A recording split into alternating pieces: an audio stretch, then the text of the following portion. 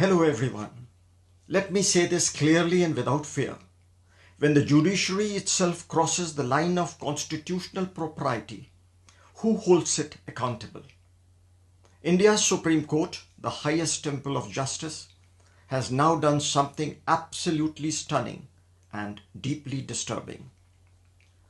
It has taken upon itself to dictate timelines to the President of India, telling the head of the state when and how fast to sign a bill.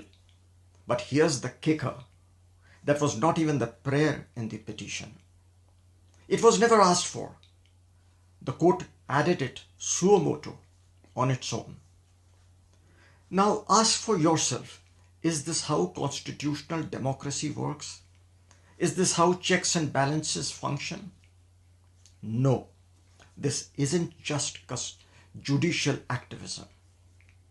This is judicial imperialism, I would say, a blatant overreach.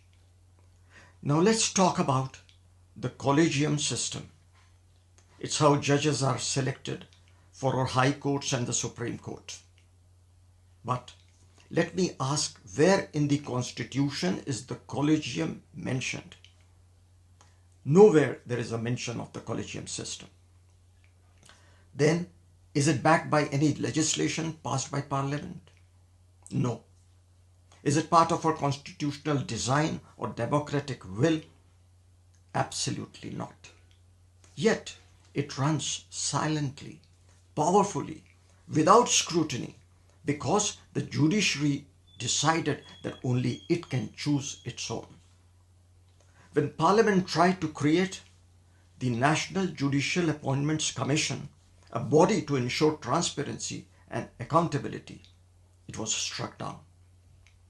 Not by the President by returning the bill to Parliament, but by the judiciary itself, protecting its own turf.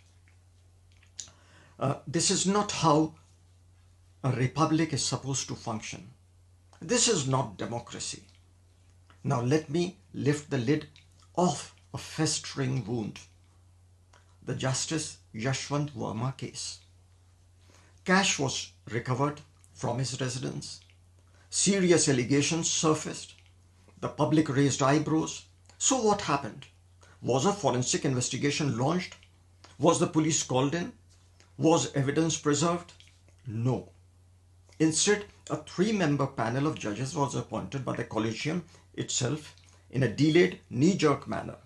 In this way, an in-house inquiry was set up. Let me ask, did they engage a single forensic expert? Was any central or state investigative agency brought in? Certainly not. So what did they do instead? They waited. They delayed. They allowed precious time to pass. Evidence to disappear. It looks like a cover-up, a hush-up. And as usual, it seems to have worked. Much time has lapsed. There's no accountability in sight, no trial, no justice. This raises a terrifying question. Is there one justice system for the common man and another for those who wear the robes? And then there's the issue of the Waqf Act. Today the Supreme Court is hearing a case about its latest amendment. But let me ask, where was the court in 2013 when the Waqf Act was amended to grant Waqf boards enormous powers to encroach on non-Muslim lands? Why didn't the court strike that amendment down? And why even today are Hindus not allowed on the administrative boards of Waqf, despite the fact that thousands of acres of Hindu lands have been taken over?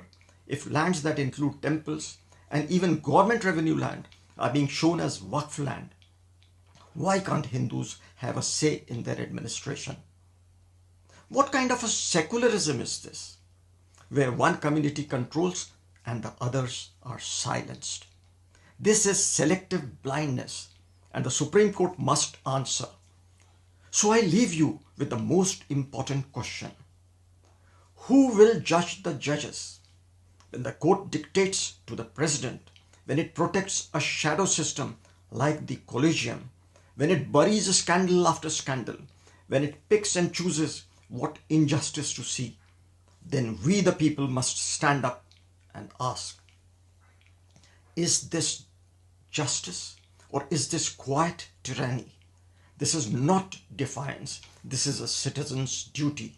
Because if we, the people who have given our nation the Constitution, don't raise our voice now, then tomorrow truth itself will be held in contempt.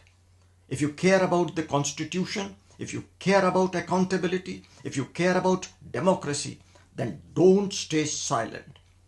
Like, share, speak up. Because silence only feeds the rot. This is Lalit Shastri. Thank you for watching.